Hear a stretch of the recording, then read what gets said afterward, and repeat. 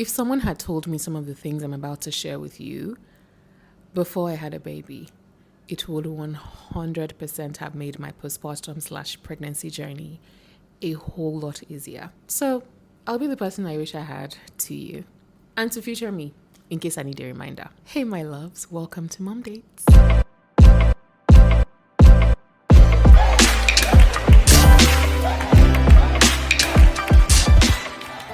Here are some of the things I'll be doing differently and some things I won't change when I do this again.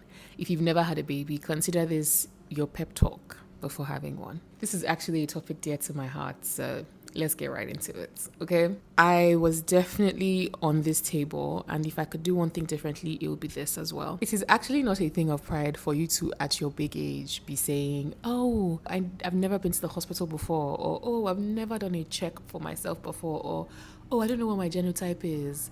You're in a relationship, you've been with that man for years, and you don't know what your genotype is. You probably don't know what his genotype is, and you plan on building a future together. You plan on procreating. You probably have painful periods every other month, and you just chuck it up to, yeah, my periods are painful. You don't know why.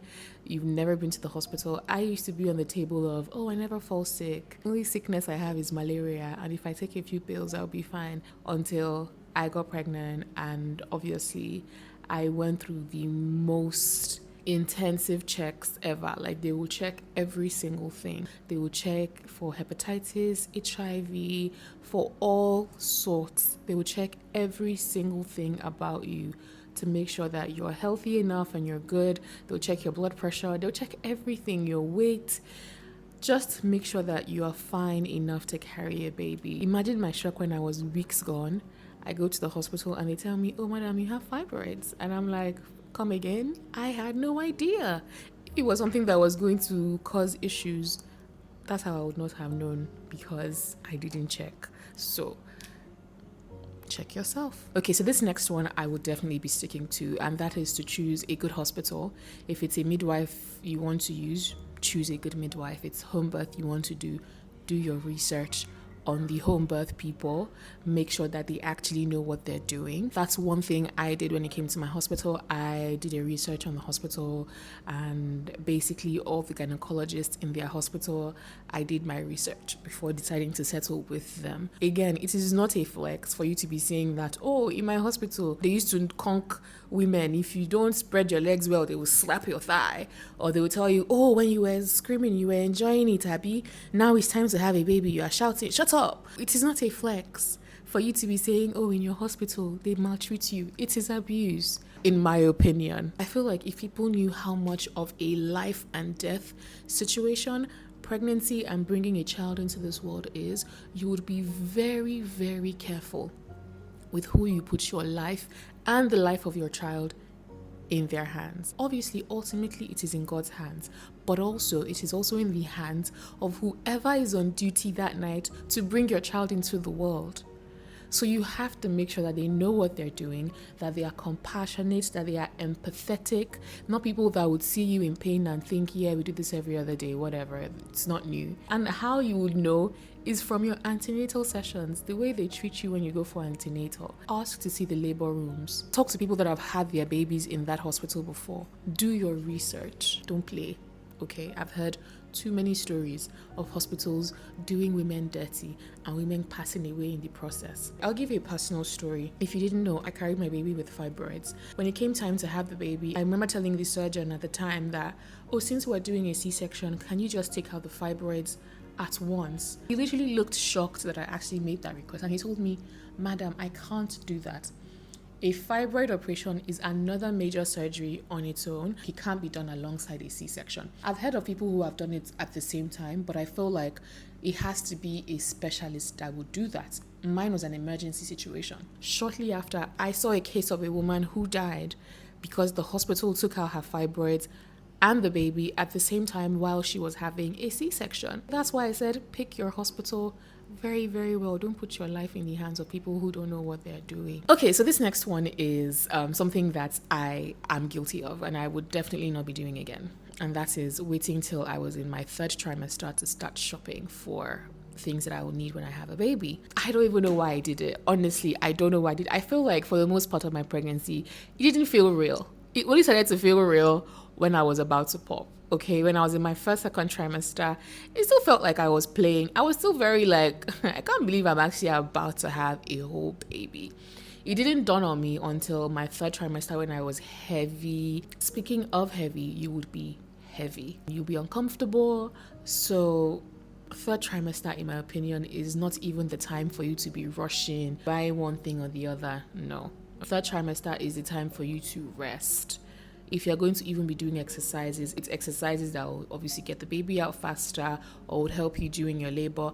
But to start buying things, putting yourself together, I feel like do that in the first and second trimester, and maybe third trimester, just start rounding or wrapping things up and putting final or finishing touches here and there. One, for convenience sake. Two, for finances. I feel like it's just wiser that way. If you buy a crib today, tomorrow you buy a stroller, next tomorrow you buy diapers, the next month you buy clothes. Just be buying your things small like that until before you know it, you have everything, as opposed to waiting till the third trimester and then buying everything at once.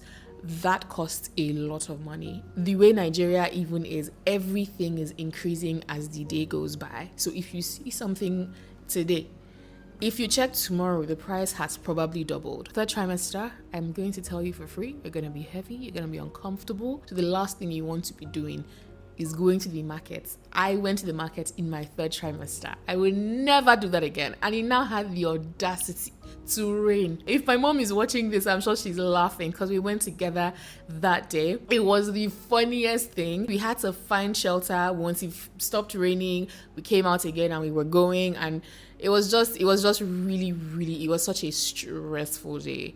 And I was just like, why did I do this to myself? I should have just bought my things way before now to save myself all the stress. So from me to you, start buying your things from the first trimester or the second trimester. Don't wait till the third trimester, in my opinion. Buy newborn clothes. This one I'm so guilty of.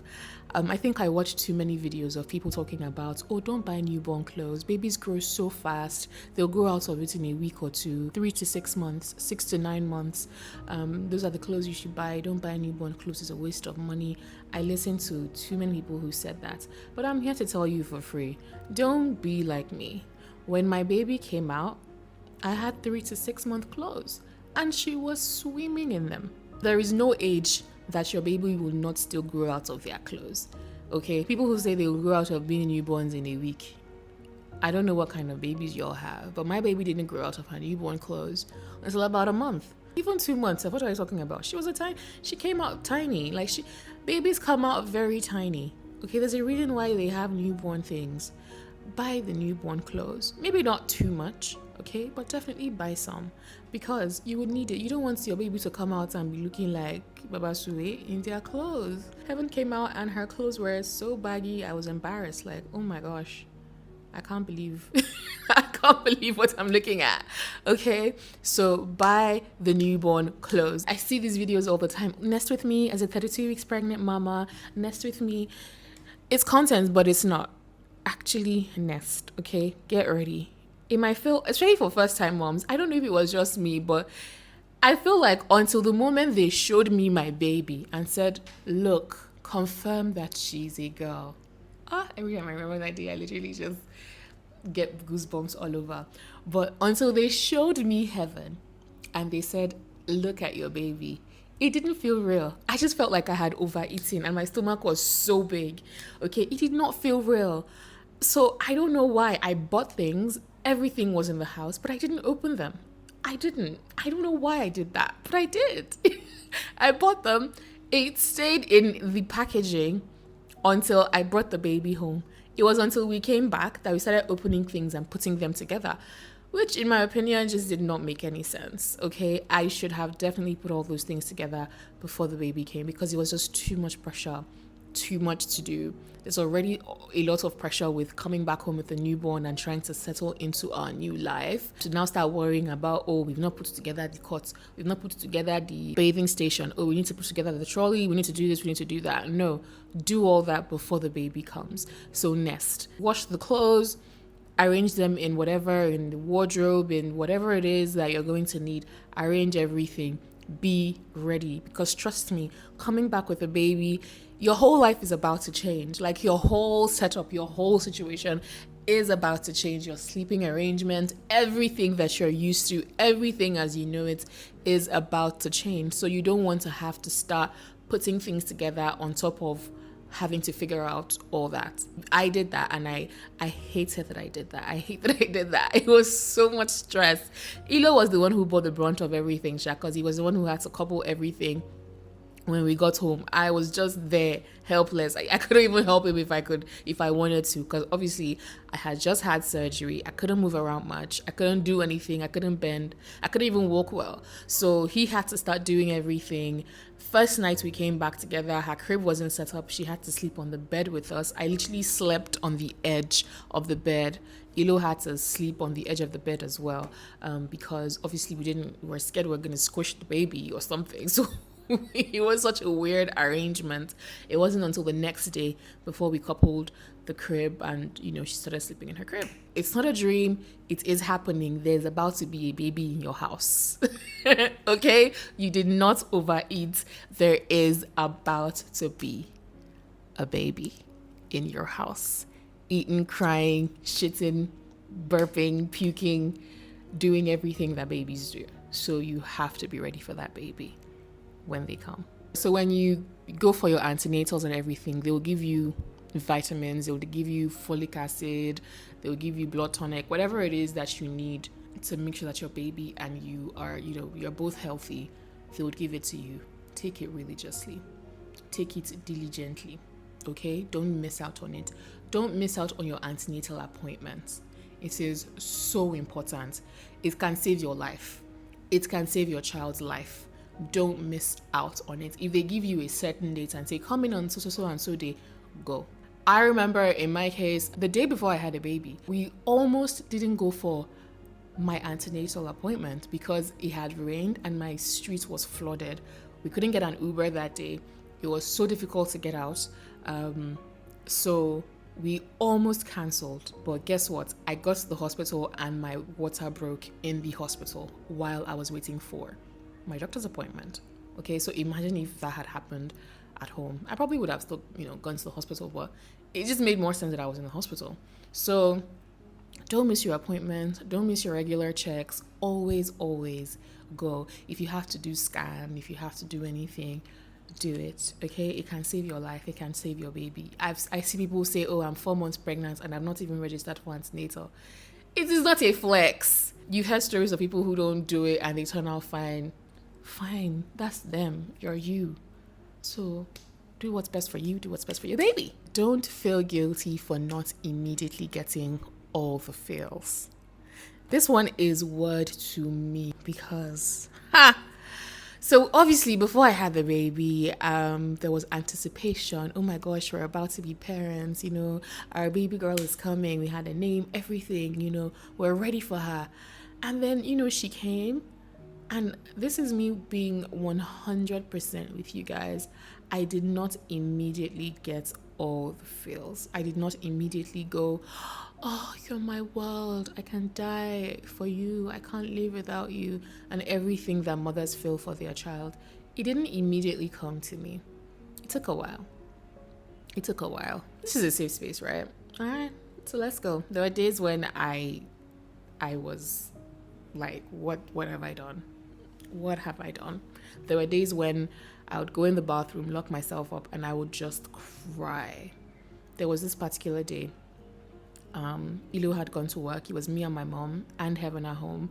I couldn't do anything for myself. I couldn't bathe myself. It took me about 5 minutes to get up from the bed. I couldn't do anything for myself. I relied on my mom to bathe me. So this particular day, my mom was bathing me. And Ilo came back and I just burst into tears. Like, he hugged me and I just started crying. And I just couldn't believe that this was my life. My mom has not bathed me. I'm 30 years old, so I don't even remember the last time my mom had to, bathe me. So everything was such a shock to me. I never thought that that was going to happen to me. That I was going to need help to go to the toilet, that I was going to need help to do every single thing. I was going to need help moving from point A to point B. I was going to need help with everything. I couldn't believe what was happening to my body. And on top of that, I had a baby, a newborn that needed me 24/7. So there were times when I did not feel rainbows and lilies and sparkles and joy. There were times when I felt like, what is my life? And there were times when I felt like, oh my gosh, I can't believe this is my life. So don't feel guilty if it doesn't happen right away. But trust me, it'll come. You will love your baby with every fiber of your being. You have the rest of your life to be mother. So whenever people offer to help, accept it, because they will not be there forever. You will, but not them. This one I did. I'm so glad that I did, because trust me, you will need help. You can't do it alone. So if you have people who are willing to help, accept help. And if you don't have people who are willing to help, hire one. You're going to need all the help you can get, not only with your baby, even with you, with your recovery. And one of the quickest ways to recover is when you have help, when you have someone doing stuff for you, making your food, taking care of you. You know what it is for you to be the one to wake up in the morning, bathe your baby, cook your food, do it. Nah. After you just had a baby, especially if you have a C-section, you can't do that. Prepare for emergencies. When God said babies will be made in 9 months or 10, it's to give us time to prepare for this life change that's about to happen. If you have a hospital that you're going to use, go there, ask them how much it will cost to have a vaginal birth and a C-section. Usually the C-section is always more expensive than the vaginal birth. If they say, okay, vaginal is going to cost 500K and C-section is going to cost $1 million, save 2 million. In fact, if you can save 5, save 5 million, okay? Just in case. So here's the thing about emergencies. Emergencies happen, and you never ever want a situation where there's an emergency and you're now looking for someone to bail you out and to help you. So let me tell you what happened to me. Obviously, I went in for a vaginal birth. Some of you who have watched my birth vlog know that I eventually had to be rushed in for an emergency C-section. While I was in that labor room on the hospital bed, I was told that I was going to have a C-section. Now, before I was wheeled into the theater, my husband had to pay for the surgery. Before they do anything in a hospital, you'll be required to pay. And you have to have the money. Because God forbid that it is while I'm on that hospital bed in pain, my baby is about to go into distress. In fact, she was already in distress, that my husband will now be making calls. Hello, Lagbaja, Shule Yamini 1 million. Hello, Tamedu, Shule Yamini 2 million.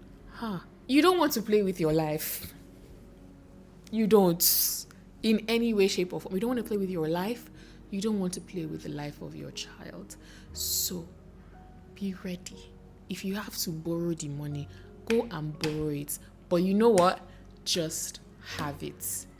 Have the money. Because these hospitals will collect their money first before anything happens. And who can blame them? It is a business, after all. I don't know how government hospitals operate. I don't know. If you know, please let me know in the comment section if they charge or if you have to pay. But I'm speaking for a private hospital where I used. And the way, having a child goes, or the way having a child happens, they're not going to announce to you that, hey, madam, I'm coming tomorrow, be ready, or I'm coming the day after tomorrow. You could go into labor, your water can break, you can be making egusi soup, and before you know it, it's time! So you gotta be ready. You gotta stay ready. And that includes financially, your finances, because these babies cost money. And one of the reasons why I said if the cost of giving birth is 700, have 2 million, is that sometimes these babies will come out and they might even need care. Some babies come out with jaundice, some come out with one issue or the other, and they need to be immediately taken care of. They need to be immediately placed under some kind of emergency care or the other. And these hospitals will what? Collect their money. Money for hand, back for wheel. So, you don't want to be caught unaware? Before stories will become stories that touch, save. Put yourself together. In fact, that's Eromo. Okay, Eromo is basically baby things that you are planning and you are spending all your money to buy. You can cut down on it. I should definitely do a video on that. Like just baby things that I used and I needed and some things that I didn't need to buy before having a baby. But some of those baby things that you plan on spending millions of naira on, you can cut down on them. Put it into having the baby. The priority, in my opinion, should be your life and the child's life. So save. Pick a good hospital that would ensure that everything goes well that day. Save to make sure that you're able to pay for good medical care. And if an emergency comes up, you can pay for it as well. If Lagbaja and Temedu want to help you, let it be after the fact. Let it be after the fact that you're alive, your baby's alive, everything is fine. Oh, congratulations, here's some money. Oh, thank you very much. Well, wait to come and be calling them. It's always in those emergency situations, people will not have money. Oh, and I just gave somebody my last 5 naira. I'm so sorry. Snapping back might not be fast and easy. This one is word to me. And I would say I'm guilty of this because I am chronically online. And one thing people will do on social media is show their highlights reels. Heck, I'm guilty of it too. Everybody is going to show you their highlight reels. So what I usually see the most on social media when it comes to like snapping back is people who, oh, look at me when I was 9 months pregnant, 4 weeks later, my body is snatched. Let me tell you, some people are God's favorites because it does happen for some people. I think especially people who probably were skinny before having a baby, or people who used to work out a lot before having a baby, or people who are just genetically built that way. How does it feel to be God's favorites? Go you, okay? Good for you. However, some of us need to put in the work to lose weight. It's so weird because in my case, I didn't even gain weight while I was pregnant. The weight started coming after I had a baby. In fact, I am at the heaviest I've ever been in my whole life right now. Yeah. I don't have any six pack. Some of us have to struggle to snap back. So I'm here telling you for free, if you're like me and you see all these, oh yeah, I snap back, and don't put pressure on yourself. It's been 6 months in my own case, and I still look about 2 months pregnant. Okay, it used to be worse, actually. Let me not be, but it's going down every day. We thank God, but it can take time. So if you are 3 weeks postpartum, 4 months postpartum, and you're looking at yourself like, I still look pregnant. Yes, my dear, you will still look pregnant. You will actually still look pregnant after having a baby in some cases. Some people don't. But I think the most common thing is that people actually still look pregnant after having a baby. So if you want to lose the weight, you have to work for it. You have to put in the work. Go to the gym. Oh, mad. 1 meal a day or 2 mad. But the snapback might not happen immediately.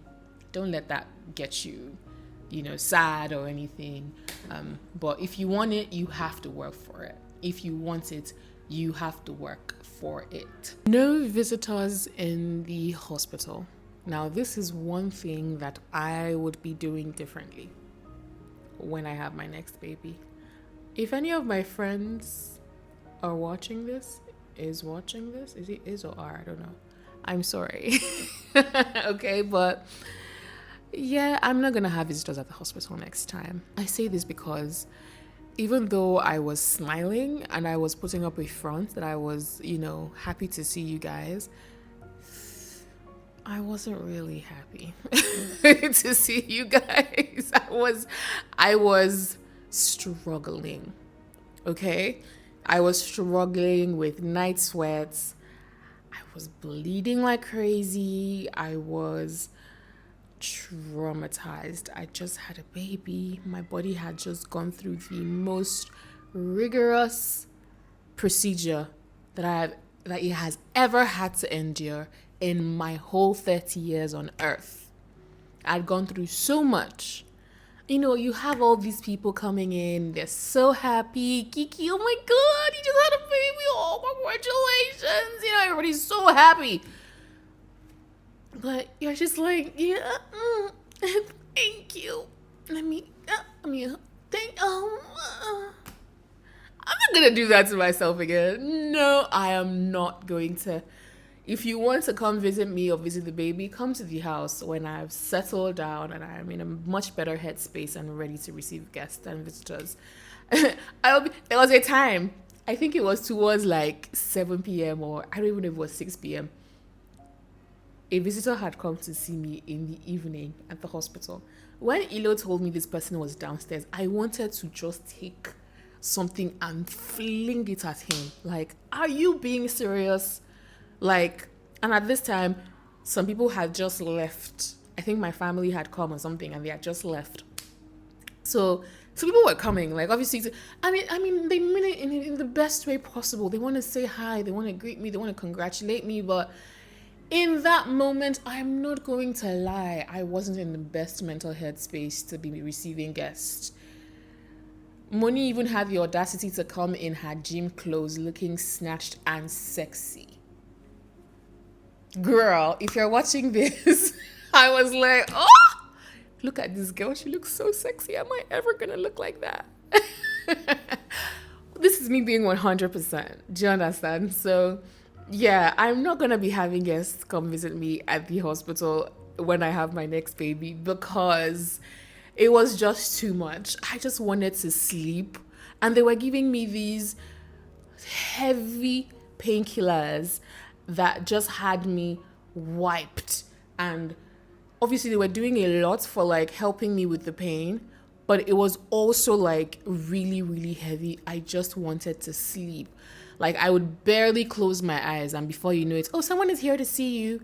Someone is here to see you. And it wasn't even just my guests. Sometimes it's the hospital staff as well. Like before I close my eyes, the doctor wants to check something. Before I close my eye, the nurse wants to check something. I didn't even have, I think the only time I was able to sleep at a stretch was probably at night.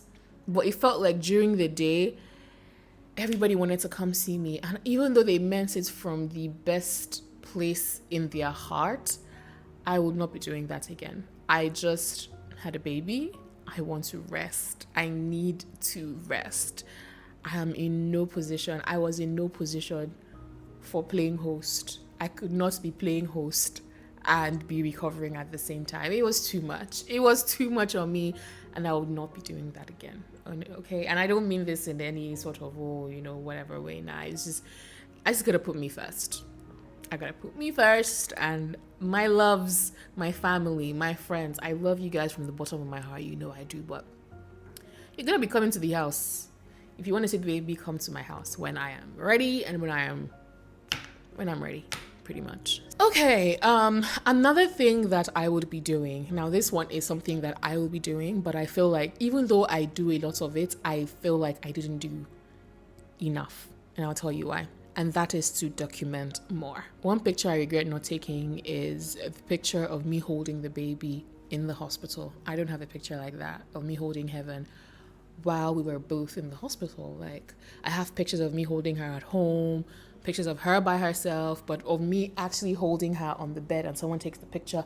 I don't have that picture. I wish I did. Obviously, I was feeling very self-conscious. In fact, the first few months, I used to take a lot of pictures of Ilo and Heaven and barely any pictures of myself. I could not bear to look at myself. I didn't want to take pictures of myself. Like,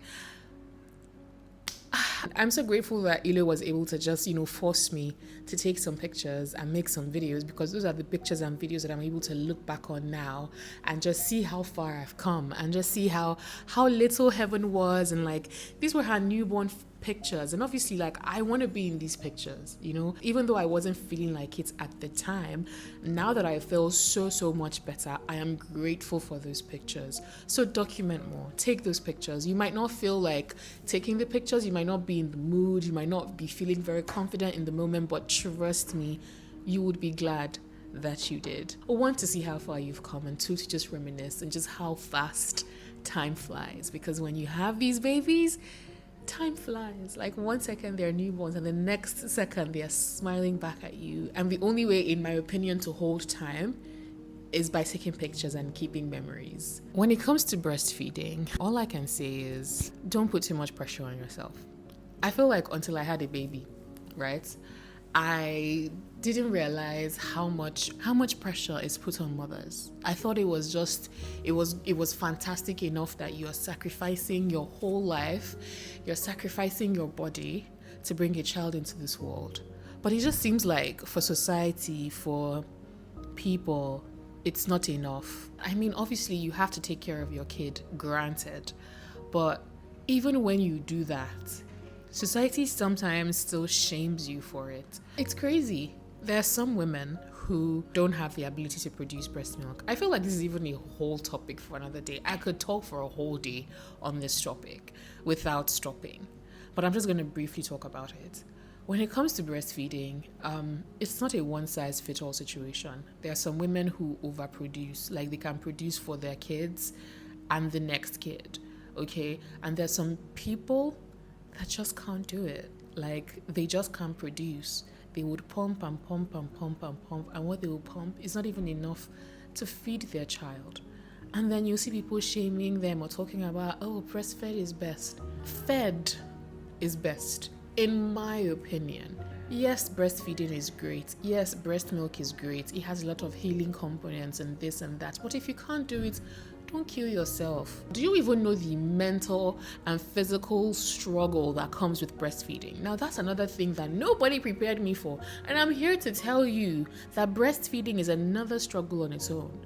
When you have a baby, yes, your breast milk will come. And because your baby is a newborn, your baby has to feed every 3 hours. That means that if you're exclusively breastfeeding, or if you want to exclusively breastfeed, the nourishment of your child depends on you every 3 hours. That means if you feed at 1 p.m., your baby's gonna feed at 4 p.m., 7 p.m., 10 p.m., 1 a.m., 4 a.m., 6 or 7 a.m., and the cycle goes round and round and round. And that breastfeeding time does not include the time the baby uses to obviously latch.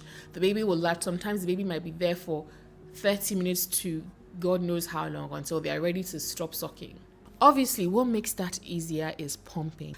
I started off wanting to exclusively breastfeed before I then changed to combination feeding. And if you're exclusively breastfeeding and you're not producing enough breast milk, that puts like such a strain on your mental health, because you want to be able to feed your baby. And if you can't feed your baby, you're struggling, like you're stressed. The fact that for you to even be able to supply or produce enough breast milk, your nutrition has to be A1. Like, you have to be eating well, you have to be sleeping well, you have to be drinking enough water on top of all the 1 million things that you have to do.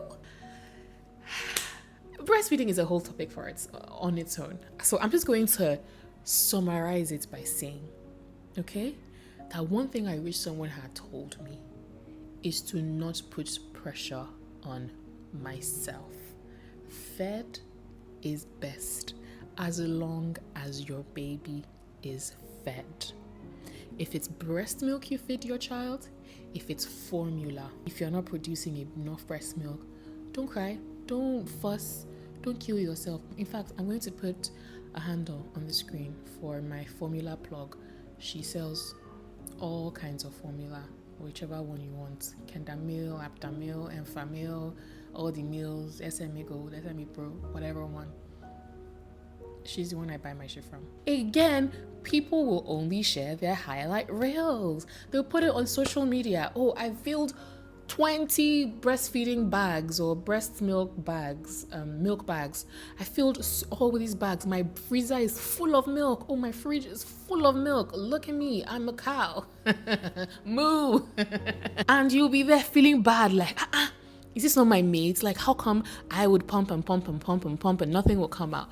Do they have two heads? Her baby is probably going to be more healthy than mine. Let me tell you for free. Don't pressure yourself. If it happens, it happens. If it doesn't happen, it doesn't happen. Okay? Do what you have to do to make sure that you take care of that baby. Don't deprive your baby of nutrition because, I can only produce 20 ml. So I will give the baby 20 ml, even though that baby needs to be taking 120. Don't do that to that poor baby. Feed that baby. Okay? Don't put pressure on yourself. Your baby will be just fine.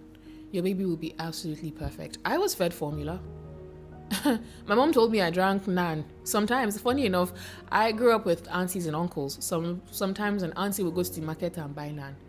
Another auntie will come back and buy semi-gold. Me, I go chop everything like that. According to what my mother told me, that I didn't even really have a specific formula that I had. It was, today might be Cerelac, tomorrow might be semi-gold. They didn't write it on my head that I'm formula fed. No. And I like to think that I'm actually pretty fine. Like, if I do say so myself, I'm fabulous. I'm great, okay? I'm great. Not saying I didn't have breast milk or anything, but I'm saying that even if I didn't, I would still turn out great. So, woman to woman, mother to mother, okay? I wish someone had told me this when I was giving myself headache. Even when I'm sleeping, they'll come and wake me up.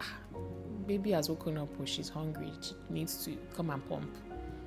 And the pump will be squeezing your breast. Let's even talk about how stressful that pumping of a thing is. You squeeze your nipples will be sore.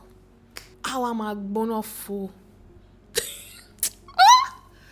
You see this motherhood of it there. Don't give yourself hypertension. Whatever you can do. Just leave the rest for God. Leave the rest for Tani, for Jehovah. Sorry. It's about a schedule. Let me know about your breastfeeding journey in the comments. Let me know your thoughts in the comments. I would love to hear your experiences and how you were able to navigate that whole situation, because it was a shock. First of all, the fact that I was even able to produce breast milk after having a baby came as a huge shock to me. I remember the first time I pumped, I used I'm going to put their handle on the screen because I know a lot of moms also struggle with what breast pump to use. I used their breast pump and it was fantastic. It was really, really good. Enjoyed it. But I remember the first time I pumped and I filled both cups up. I was in shock that this came out of me. Yeah, it did. It's going to come out of you. Don't be surprised. Okay? It is. And if it doesn't, don't stress. You're going to be fine. Your baby is going to be fine.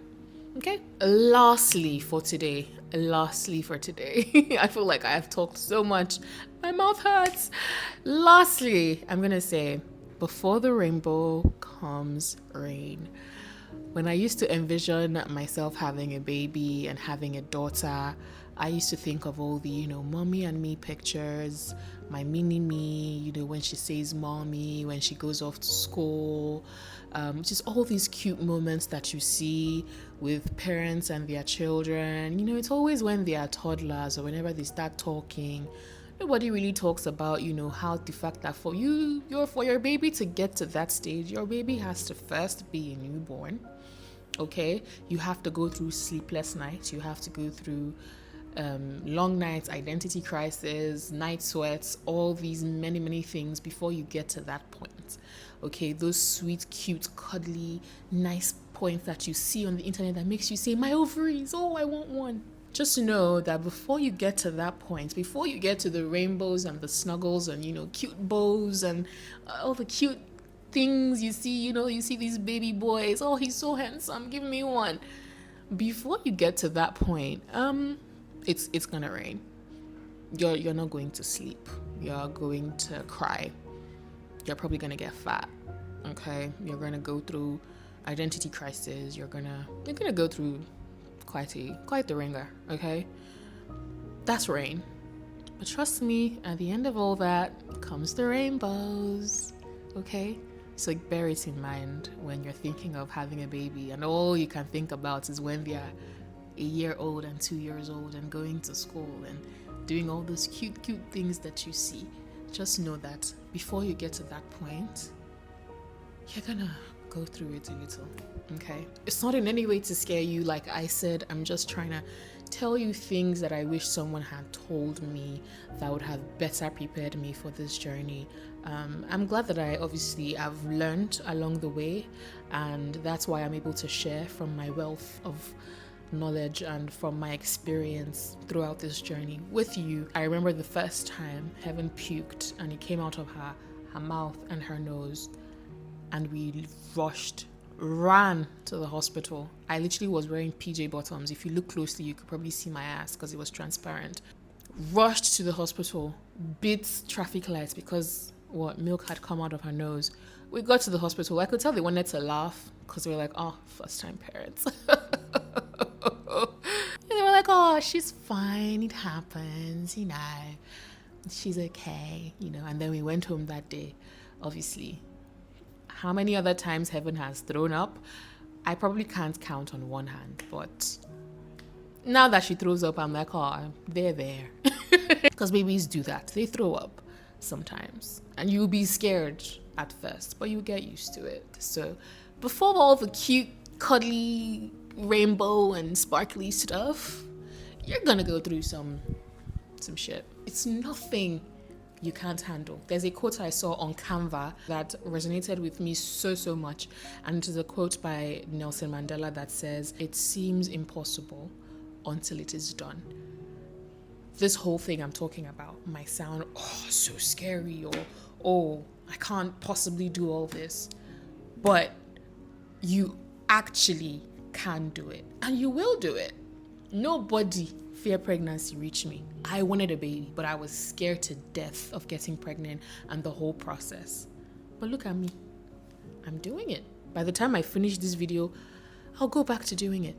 I will do it tomorrow, and the day after that, and the day after that. So this is not in any way, shape, or form to scare you or to say, this is just me trying to help you be better prepared. With everything that I've said in this video, if you can keep this in your head, if you can keep this in mind, it'll make it easier for you. Nothing is going to be like, so scary to you, because I feel like it just helps you be better prepared for this process. I'm going to give you guys a bonus tip, and I'll round up this video because I feel like, I've spoken for too long. I need to go attend to my baby. I miss her. Okay, so here's a bonus tip, and that is to marry a kind man. I had to throw this in there because it is so important. I know a lot of my ladies here are probably not married, you're in a relationship. Add being kind to that list of things that you want in a man. Yes, 6 feet, tall, dark, handsome, nice, buys you presents, all of that. All that is fantastic. Great. But please add kindness at the top of all that. Kindness, empathy, compassion. I remember when I was still living with Ilo as boyfriend and girlfriend, and I had put a Q&A on my page. I asked you guys to ask me questions, and this young lady had sent me a question asking me, she said, and I quote, how do you handle being on your period, seeing as you live with a man? And I'll be very, very honest. It took me back. I used to date someone who didn't like me being around when I was on my period. It was normal at the time. I saw it as, he doesn't like when I'm on my period. But obviously, having moved on and grown and experienced a healthy relationship with someone who is clearly way more mature, it was not okay at all. And so when I got that question from that young lady, it struck me because I was like, yeah, her boyfriend is probably not comfortable with the fact that she gets her period sometimes and she's around him, and she probably is uncomfortable as well. And I'm just here to tell you that if you're with a man, right, who is uncomfortable with you being on your period around him, that's not the man for you, sis. I mean, but if you want to hear my opinion, which I believe is why you clicked play on this video, that is not your man. If you want to have a child with someone and the person is disgusted by your period, Period is in fact, you will realize that when it comes to childbirth and labor and delivery and all of that process, period would be like urine. It would be like pee. In fact, it would be like palm wine or honey compared to what you will see when it comes to giving birth and bringing a child into the world. So if you're with someone who is telling you, your period don't come around, I don't, blood, disgusting, Rono. So obviously that's just an example. But I said all that to say that be with a kind man, be with a compassionate man, be with someone who has empathy. I can go on and on. I feel like this is a topic for another day entirely, but I'm just going to add this as the cherry on top of this cake that I have baked and given to you. Marry a kind man. So I'm just going to just drop this here, okay? Just going to end here.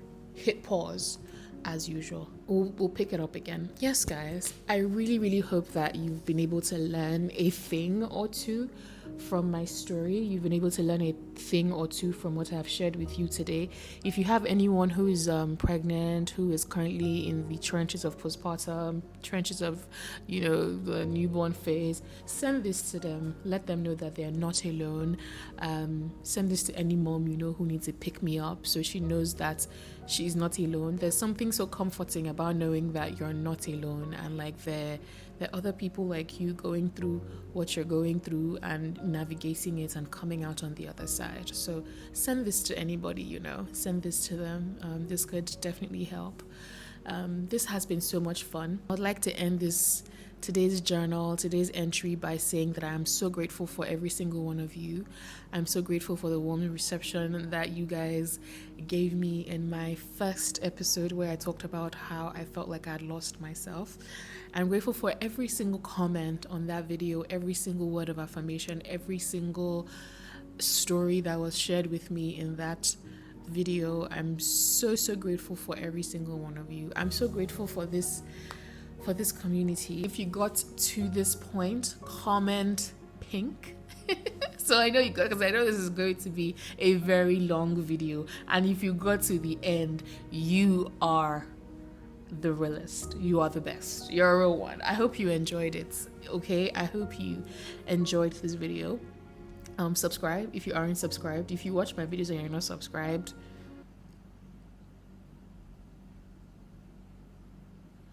subscribe. Give this video a very big, fat, thick, juicy thumbs up. Subscribe again if you aren't subscribed already. Share this video with your friends. Share it with someone who might need it. And I'll see you guys. Oh, and of course, drop your comments in the comments section. I absolutely love to see your thoughts. And I'll see you guys in my next one. Bye. Mwah.